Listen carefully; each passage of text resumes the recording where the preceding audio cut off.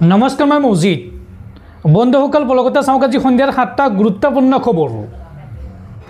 প্ৰথমটো খবৰ, ৰাজ্যত অনুষ্ঠিত হোৱা প্ৰথম পৰ্যায়ৰ পঞ্চায়ত নিৰ্বাচনত সংঘাত আৰু ব্যাপক খেলিমেলি। কাইলৈ পুনৰ 43টা ভোট কেন্দ্ৰত হ'ব ভোট গ্ৰহণ। হাইলাকান্দিত সৰ্বাধিক 31টা ভোট কেন্দ্ৰত হ'ব পুনৰ ভোট গ্ৰহণ। পঞ্চায়ত নিৰ্বাচনত সংঘাত আৰু ব্যাপক খেলিমেলি। কাইলৈ পুনৰ 43টা ভোট কেন্দ্ৰত হ'ব ভোট গ্ৰহণ। হাইলাকান্দিত সৰ্বাধিক 31টা ভোট কেন্দ্ৰত পুনৰ হ'ব ভোট গ্ৰহণ। শ্ৰীভূমিত 8টা, লখিমপুৰত 2টা, গোলাঘাট আৰু মাজুলীত এটা এটাকৈ ভোট কেন্দ্ৰত পুনৰ হ'ব ভোট গ্ৰহণ। উল্লেখযোগ্য যে ৰাজ্যৰ বহু ঠাইত পঞ্চায়ত নিৰ্বাচনত হৈছিল প্ৰচণ্ড কাজিয়া আৰু খেলিমেলি। ঘণ্টা ঘণ্টা ধৰি বন্ধ হৈ আছিল ভোটদান প্ৰক্ৰিয়া।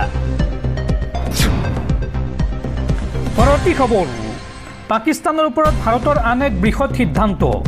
এইবাৰ ভাৰতে বন্ধ কৰিলে সকলো ধৰণৰ বস্তুৰ আমদানি আৰু ৰপ্তানি। এতিয়াৰ পৰা পাকিস্তানৰ সকলো বস্তু নিষিদ্ধ কৰা হ'ব ভাৰতত, আৰু ভাৰতৰ এই সিদ্ধান্তৰ ফলত বৃহৎ লোকচানৰ সন্মুখীন হ'ব পাকিস্তান। পাকিস্তানৰ ওপৰত ভাৰতৰ আন এক বৃহৎ সিদ্ধান্ত। ভাৰতে এইবাৰ বন্ধ কৰিলে সকলো ধৰণৰ বস্তুৰ আমদানি আৰু ৰপ্তানি। এতিয়াৰ পৰা পাকিস্তানৰ সকলো বস্তু নিষিদ্ধ হ'ব ভাৰতত। ভাৰতৰ এই সিদ্ধান্তৰ ফলত পাকিস্তান বৃহৎ ক্ষতিৰ সন্মুখীন হ'ব। ভাৰতৰ বাণিজ্যিক মন্ত্ৰালয়ৰ পৰা লোৱা হৈছে এই বৃহৎ সিদ্ধান্ত। পাকিস্তানৰ সামগ্ৰীত প্ৰত্যক্ষ আৰু পৰোক্ষভাৱে নিষেধাজ্ঞা আৰোপ কৰিছে ভাৰত চৰকাৰে, আৰু ভাৰতৰ এই সিদ্ধান্তৰ ফলত পাকিস্তানত এতিয়া হাহাকাৰ অৱস্থা। হিন্দুৰ পানী এয়াৰ স্পেচৰ পিছত এইবাৰ সকলো ধৰণৰ আমদানি ৰপ্তানি বন্ধ কৰিছে ভাৰত চৰকাৰে। পৰৱৰ্তী খবৰ, অসমৰ সংখ্যালঘু ৰাইজে কংগ্ৰেছক ভোট নিদিব। কংগ্ৰেছক ভোট দিলে সংখ্যালঘুৱে কেতিয়াও সন্মান নাপায়। কংগ্ৰেছক ভোট দিলে তেওঁলোক সদায় সন্দেহযুক্ত নাগৰিক হৈয়ে থাকিব। অসমৰ মূল ভোটৰ পৰা আঁতৰি থাকিব সংখ্যালঘু লোকসকল। এই মন্তব্য বিধায়ক অখিল গগৈৰ। সংখ্যালঘু ৰাইজে কংগ্ৰেছক ভোট নিদিয়ে বা ভোট নিদিব। কংগ্ৰেছক ভোট দিলে সংখ্যালঘুৱে কেতিয়াও সন্মান নাপায়। কংগ্ৰেছক ভোট দিলে তেওঁলোক সদায় সন্দেহযুক্ত নাগৰিক হৈয়ে থাকিব। অসমৰ মূল ভোটৰ পৰা আঁতৰি থাকিব লাগিব সংখ্যালঘু লোকসকল। কংগ্ৰেছে যি মন যায় তাকে কৰিব পাৰে। সংখ্যালঘুসকলৰ ক্ষেত্ৰত যিকোনো কাম কৰিব পাৰে কংগ্ৰেছে, আৰু সেইকাৰণে কংগ্ৰেছক ভোট দিব নালাগে। কংগ্ৰেছ সন্দৰ্ভত এই বিস্ফোৰক মন্তব্য শিৱসাগৰ সমষ্টিৰ বিধায়ক তথা ৰাইজৰ দলৰ মুৰব্বী অখিল গগৈৰ। দৰ্শকসকল, আৰু বহুতো গুৰুত্বপূৰ্ণ খবৰ আছে। তাৰ আগতে আপোনাক জনাওঁ যে যদি আপুনি এতিয়ালৈকে এইটো ভিডিঅ'ত লাইক কৰা নাই তেন্তে এতিয়াই ভিডিঅ'টোত লাইক কৰি দিয়ক, আৰু এনেকুৱা ধৰণৰ ভিডিঅ'সমূহ নিতৌ চাবলৈ চেনেলটো ছাবস্ক্ৰাইব কৰি কাষত থকা বেল আইকনটো প্ৰেছ কৰি ৰাখক। পৰৱৰ্তী খবৰ, ভাৰতৰ বিৰুদ্ধে এইবাৰ ভয়ংকৰ ষড়যন্ত্ৰত লিপ্ত হৈছে চুবুৰীয়া ৰাষ্ট্ৰ বাংলাদেশ। অসম তথা উত্তৰ পূব কাৰিঙৰ ষড়যন্ত্ৰ বাংলাদেশৰ। ভাৰতে যদি পাকিস্তান আক্ৰমণ কৰে তেন্তে উত্তৰ পূব কাৰিঙৰ অলিক সপোন দেখিছে বাংলাদেশে। এই বিস্ফোৰক মন্তব্য কৰিছে বাংলাদেশৰ প্ৰাক্তন সেনা বিষয়াই। অসম তথা উত্তৰ পূব কাৰিঙৰ ষড়যন্ত্ৰ এইবাৰ চুবুৰীয়া ৰাষ্ট্ৰ বাংলাদেশৰ। চীনৰ সৈতে মিলিত হৈ বাংলাদেশে ৰচিছে কু অভিসন্ধি। ভাৰতে পাকিস্তান আক্ৰমণ কৰিলে ভাৰতৰ উত্তৰ পূব কাৰিঙৰ অবাস্তৱ কল্পনা বাংলাদেশৰ। স্বাধীনতাৰ সোৱাদ দিয়া ভাৰতৰ বিৰুদ্ধে বিষবাষ্প বিয়পাইছে বাংলাদেশে। বাংলাদেশৰ প্ৰাক্তন সেনা বিষয়া ফজলুৰ ৰহমানৰ এই সন্দৰ্ভত বিতৰ্কিত পোষ্ট। ৰাজনৈতিক অৰ্থনৈতিক সমস্যাত পৰিও শিক্ষা নললে চুবুৰীয়া ৰাষ্ট্ৰ বাংলাদেশে। অৱশ্যে ৰহমানৰ এই ভাষ্য চৰকাৰৰ নীতি নহয় বুলি স্পষ্ট কৰিছে মহম্মদ ইউনুছৰ চৰকাৰে। পৰৱৰ্তী খবৰ, গোৱাৰ ধৰ্মীয় শোভাযাত্ৰাত এইবাৰ সংঘটিত হৈছে দেশ জোকাৰি যোৱা ভয়ংকৰ ঘটনা। ব্যাপক ভিৰৰ মাজত পদপিষ্ট হৈ 6জনকৈ লোকৰ কৰুণ মৃত্যু।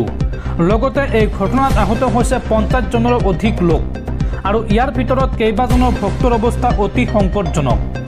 আহতসকলক বিনামূলীয়া চিকিৎসাৰ নিৰ্দেশ ৰাজ্যখনৰ মুখ্যমন্ত্ৰীৰ।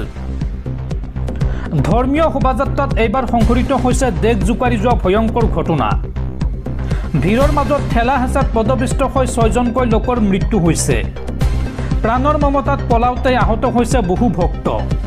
আৰু এই ঘটনাত 50 জনৰো অধিক লোক আহত হোৱাৰ খবৰ আহিছে। খিৰগাঁও মন্দিৰৰ শোভাযাত্ৰাত ঘটিল এই ভয়ংকৰ ঘটনা। মৃত লোকৰ সংখ্যা আৰু অধিক বৃদ্ধি পোৱাৰ আশংকা প্ৰকাশ কৰা হৈছে আৰু আহতসকলক বিনামূলীয়া চিকিৎসাৰ নিৰ্দেশ দিছে ৰাজ্যখনৰ মুখ্যমন্ত্ৰীয়ে। গোৱাৰ খিৰগাঁৱত সংঘটিত হৈছে এই শিহৰণকাৰী ঘটনা। পৰৱৰ্তী খবৰ, নিষিদ্ধ ঘোষিত উগ্ৰপন্থী সংগঠন আলফা স্বাধীনত যোগদান কৰিম বুলি ফেচবুকত পোষ্ট দি এইবাৰ গ্ৰেপ্তাৰ হৈছে বীৰ লাচি থানাৰ নেতা শামছুল হক ওৰফে নিতু অসম। গোলাঘাটৰ পৰা শামছুলক গ্ৰেপ্তাৰ ৰঙিয়া আৰক্ষীৰ। নিষিদ্ধ ঘোষিত সংগঠন সংযুক্ত মুক্তি বাহিনী অসম চমুকৈ আলফাত যোগদান কৰিম বুলি কৈ এইবাৰ কাৰাগাৰলৈ যাবলগীয়া হ'ল বীৰ লাচি থানাৰ এগৰাকী নেতা। উল্লেখযোগ্য যে ফেচবুকৰ জৰিয়তে আলফাত যোগদান কৰিম বুলি স্পষ্টকৈ এটা পোষ্ট দিছিল নিতু অসম ওৰফে নিতু আহমেদ নামৰ বীৰ লাচি থানাৰ নেতাজনে। তাৰোপৰি কিছুদিন পূৰ্বে ৰঙিয়াত এটা ব্যক্তিগত প্ৰতিষ্ঠানৰ কৰ্মচাৰীক এক ঘটনাৰ বাবে আঁঠু কৰাই ক্ষমা খুজিবলৈ দি ভিডিঅ' কৰি সামাজিক মাধ্যমৰ জৰিয়তে প্ৰচাৰ কৰিছিল নিতু অসমে আৰু তাৰ পাছতে তেওঁৰ বিৰুদ্ধে আন্তঃৰাষ্ট্ৰীয় হিন্দু পৰিষদ ৰাষ্ট্ৰীয় বজৰং দলে ৰুজু কৰিছিলে গোচৰ আৰু সেই গোচৰৰ ভিত্তিতে আৰক্ষীয়ে তেওঁক গোলাঘাট জিলাৰ বোকাখাটৰ পৰা ৰঙিয়া আৰক্ষীয়ে বৃহস্পতিবাৰে নিতু অসমক গ্ৰেপ্তাৰ কৰে ৰঙিয়া আৰক্ষীয়ে আৰু আজি তেওঁক ন্যায়িক জিম্মালৈ প্ৰেৰণ কৰে। ৰঙিয়া আৰক্ষীয়ে ৰঙিয়া থানাত ৰুজু হোৱা 85/25 নম্বৰৰ গোচৰত ভাৰতীয় ন্যায় সংহিতাৰ ধাৰা 147/148 আৰু UPA আইনৰ ধাৰা 10/13 আধাৰত গ্ৰেপ্তাৰ কৰি ন্যায়িক জিম্মালৈ প্ৰেৰণ কৰিছে। পৰৱৰ্তী খবৰ, আজিৰে পৰা আৰম্ভ হ'ল পবিত্ৰ হজযাত্ৰা। মদিনালৈ যাত্ৰা অসমৰ প্ৰথমটো হজযাত্ৰী দলৰ। শনিবাৰে প্ৰথমটো দল ৰাওনা হৈছে পবিত্ৰ মদিনালৈ। আজিৰে পৰা আৰম্ভ হৈছে পবিত্ৰ হজযাত্ৰা। মদিনালৈ যাত্ৰা অসমৰ প্ৰথমটো হজযাত্ৰীৰ দলৰ। শনিবাৰে প্ৰথমটো দল ৰাওনা হৈছে মদিনালৈ। 310 জন যাত্ৰী ৰাওনা হৈছে মদিনালৈ আৰু এইবাৰ প্ৰায় 2800 হজযাত্ৰী যাব মদিনালৈ। বিশ্ব শান্তিৰ বাবে পবিত্ৰ মক্কা মদিনালৈ যাত্ৰা ৰাজ্যৰ হজযাত্ৰীসকলৰ। পৰৱৰ্তী খবৰ, অসমত কংগ্ৰেছ চৰকাৰ আহিলেই বন্ধ হ'ব চুলাই আৰু মদৰ ঘাটি আৰু লগতে অসমৰ গাঁৱে গাঁৱে খোলা হ'ব চৰকাৰী বিদ্যালয়। পঞ্চায়ত নিৰ্বাচনৰ নিৰ্বাচনী প্ৰচাৰ চলাই এই বৃহৎ ঘোষণা সাংসদ গৌৰৱ গগৈৰ। পৰৱৰ্তী খবৰ, বাংলাদেশী নাগৰিকৰ বিৰুদ্ধে দেশজুৰি আৰক্ষীৰ অভিযান আৰু এইবাৰ আৰক্ষীৰ অভিযানত ধৰা পৰিছে 6জনকৈ অবৈধ বাংলাদেশী নাগৰিক। সন্দেহজনক লোকৰ বিৰুদ্ধে দেশজুৰি বৃহৎ একশ্যন আৰক্ষীৰ।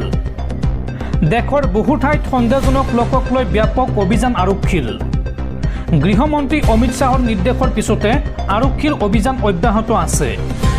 Hotel, railway station, bus station আদিত আৰক্ষীৰ অভিযান বৃহৎ অভিযান চলাইছে আৰক্ষীয়ে আৰু এই অভিযানৰ মাজতে ধৰা পৰিছে 6জনকৈ বাংলাদেশী নাগৰিক।